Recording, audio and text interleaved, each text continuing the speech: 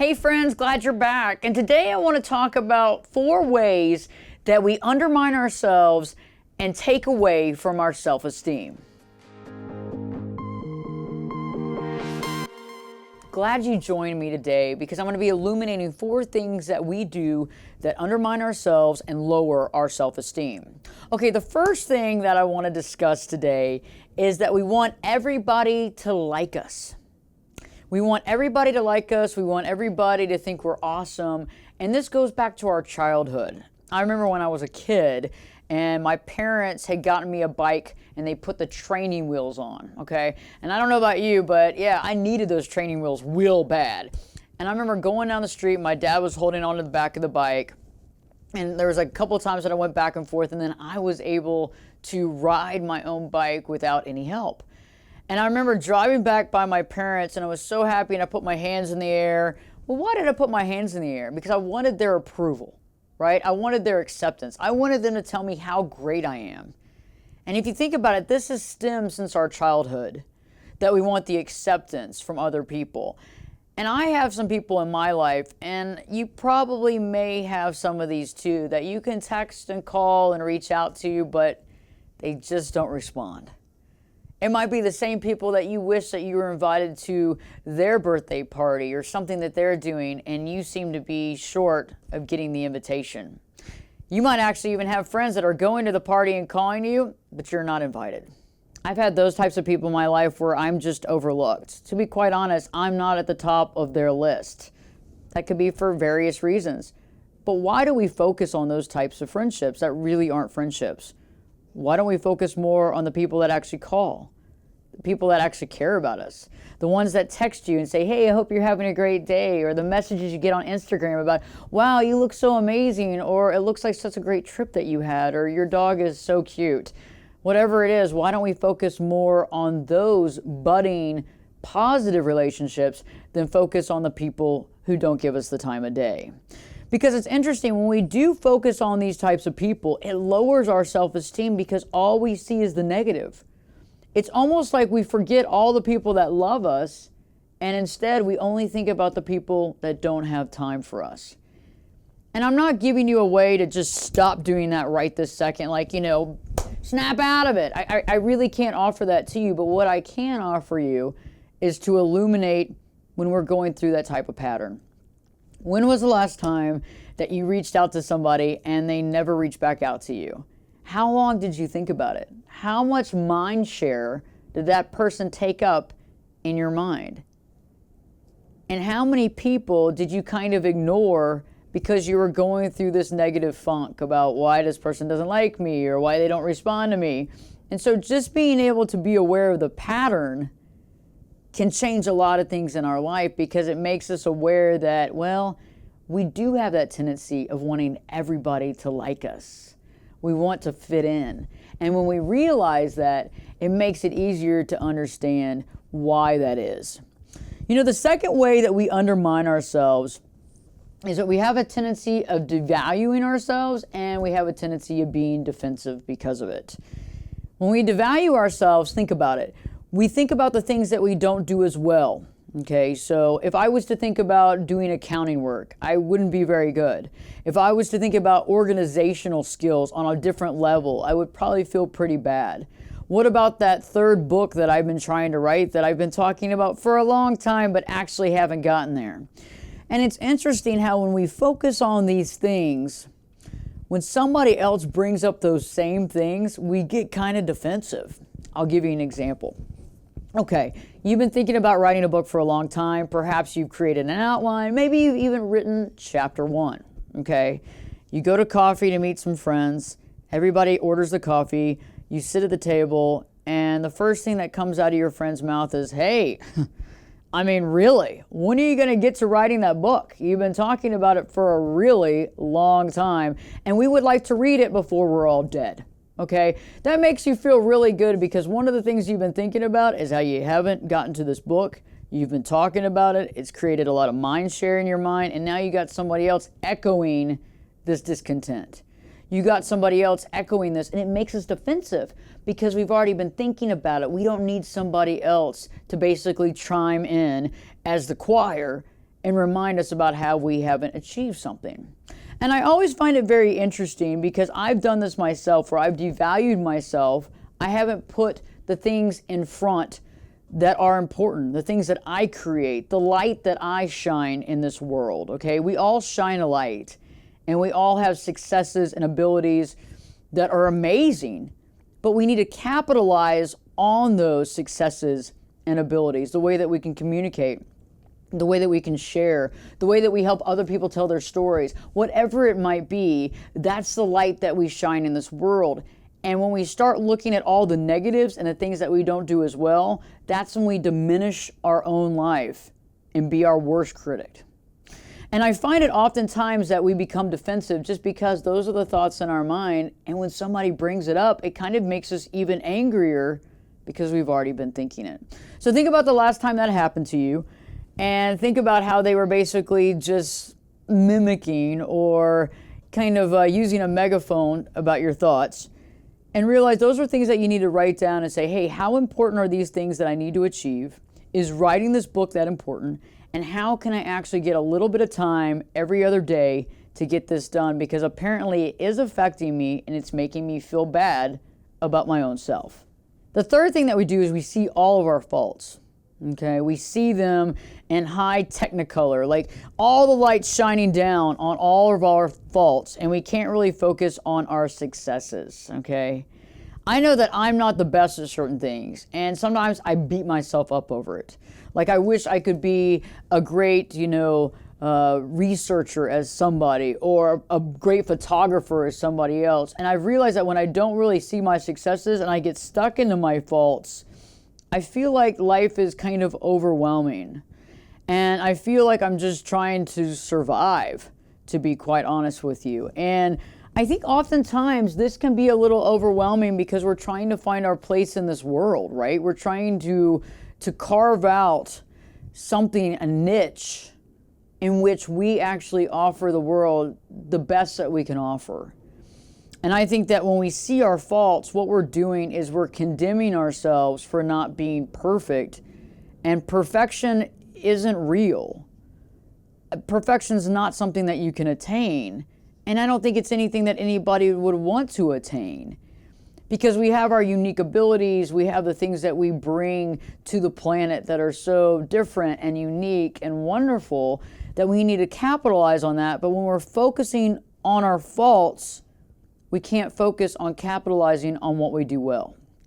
Well, because we become from a deficit. We're reaching from a deficit. We're reaching from a point that we don't feel good enough about ourselves. And when we have self-esteem issues, it's really hard to see our successes because we begin to pick apart those successes as well. Like, well, maybe I got lucky, or maybe the next time when I try to do this, it won't be as good.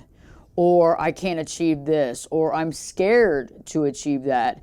And I have sat in my room with my faults before where I worry if I have the ability to create something. So instead of actually creating that thing and formulating it and coming up with various facets of it, I'm busy undermining my own self from even being able to do it. And that to me is getting in the way of my success. Another thing that we do when we undermine ourselves is we let other people tell us how to be. We let other people tell us how to be, like how we're supposed to be, how we're supposed to live, how we should look, how we should dress, what we should be better at, what we should focus on in our career, and all these different things that, well, you got to be really careful with. I'm going to give you an example.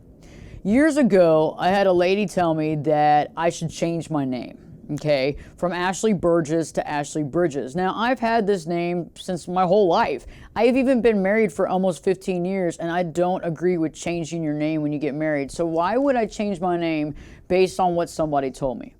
Well, at that time in my life, which was years ago, I felt a little less stable than I do now. I felt more self-esteem issues, and that's normal. I think we all go through that process. But it was hard for me to stand on both of my feet and say, well, that doesn't make any sense. Why would I change my name? And about 36 hours of thinking about what she was saying, I finally stepped up to the plate, made the call, and said, there's no way I'm changing my name. I'm being very authentic and real, and I've had this name and I'm going to keep it no matter what. But oftentimes, how many people come to you and say, well, you should focus on this more, or you should change this, or you should do this, or you should move there, or you should have kids, or you should get married, or you shouldn't get married, or you should get divorced. It gets so overwhelming. And I find that we undermine our own self-esteem when we listen to other people tell us what we should do. We should know ourselves better than anybody else. We just have to. And I've realized in life that I know myself better than anyone. Nobody can come up to me and tell me more than I know about myself. Some people are going to have some really amazing ideas for us, and we can percolate those and maybe, use those in and implement those into our life. But for the most part, most of the ideas that people will have for you just don't apply. I had somebody one time tell me that I should move out to the suburbs and get a 4-bedroom house. Well, I have no children at this time, and I work downtown. So the idea of moving an hour away so I could have a 2-hour drive, having 3 extra bedrooms, which I will not use, didn't seem like it applied directly to me. And it was funny because I turned that conversation around and I said, you know what, maybe you might want to move out to the suburbs. Maybe it's time for you to consider having a family. Sometimes people are just talking out loud, and we don't need to take it serious when it comes to our life. You know what I'm saying? And when I think about my own self-esteem, I realize that it's hard in life. It's hard to get through life. It's hard to see the value. We want to underestimate our value because of the way we were raised. It could have been something that was said at the playground, or something that our parents or the people that brought us up said to us about how we couldn't do something or how we weren't good at something, and we interpreted that as being bad or lesser than or not having value.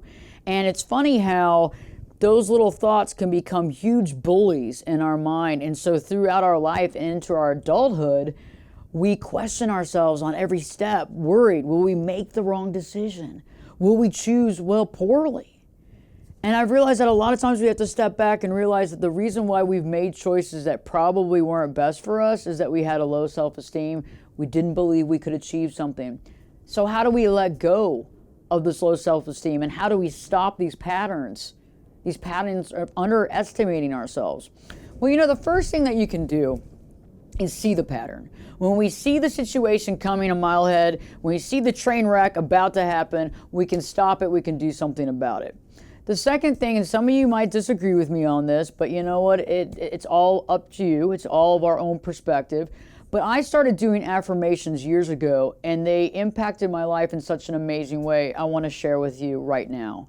I work with my clients with affirmations, and some people say, hey, I don't agree with affirmations, they don't work. And if that's you, they're not going to work. That's fine. Whatever we believe, we achieve. Our thoughts are things. So when we say something, eventually those thoughts and what we say create actual things in our life. So if we don't believe something can be achieved, then we've created that barrier, and that's fine. But I've seen affirmations work. I've seen affirmations change negative points of view over reciting these affirmations morning, noon, and night. And so it's interesting. I actually created a list of affirmations and I put them on my bathroom mirror so I could see them every single day. The first one is that I am a powerful woman. Okay, so if you're a man, I am a powerful man. I am a strong man. I am a strong woman. I love myself, okay? That's a big one. I love myself, because many of us really don't love ourselves, okay? And so we need to remind ourselves, yes, indeed, we do love ourselves. The reason why we haven't really found that love is because somebody sold us a bill of goods a long time ago that we weren't good enough. Now it's time to let go of that bill of goods and actually find ourselves and realize our true value. Another one might be, I am highly skilled and professional.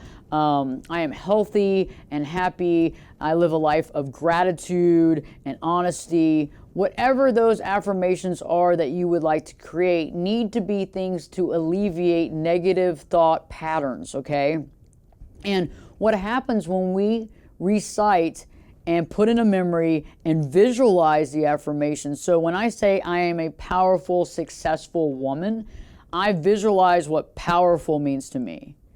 I visualize what success in a positive way means to me, and I visualize myself in that scenario, okay? So not only am I saying it out loud or reciting it, I'm actually visualizing it, creating an actual picture, which will harness this thought process into a much easier reality. Okay? So when we think something and we generate the thought and we create it around it and we package it and we say it over and over again in solid belief, it becomes a reality because we believe it as our truth, and that's awesome. Because think about it, you can believe anything is the truth. We can believe that every single door in our life is shut and there's no way we can open it. In the same, we can believe that every single door is open and we just have to turn the knob. When you believe in yourself, you can achieve absolutely anything, but it takes repetition, solid belief, consistency. This is not something that's done overnight and you go, figured it out, all done. No, it's something that takes every moment of your day. It's something that I focus on all the time because even though I am as strong as I am now, I still have moments of being weak. I still have moments of questioning my validity. I still have moments where I go, am I going to be able to achieve this or am I going to screw up? That's normal. I'm human. That's going to be something I deal with for the rest of my life. But as I deal with it, I get stronger, I get more powerful, I overcome, I move mountains, and I realize those doors are actually open. When I thought that they were closed, that was just the negative mindset limiting me in this box and confining me to something that I didn't want to be confined in. And I don't think that was my truth. And I think all of our truth is to shine our light and be as powerful and as loving and honest and authentic as we possibly can. And how do we do that? We have to let go of those self-esteem issues, those things that make us hide in the corner, the things that make us want to take the spotlight off us, the things that make us go, well, I'm going to question myself. I don't know if I can do this. Because you questioning yourself is hiding your light from the world. You can change everything. But you've got to step up and believe, you know what, I'm good enough to do this.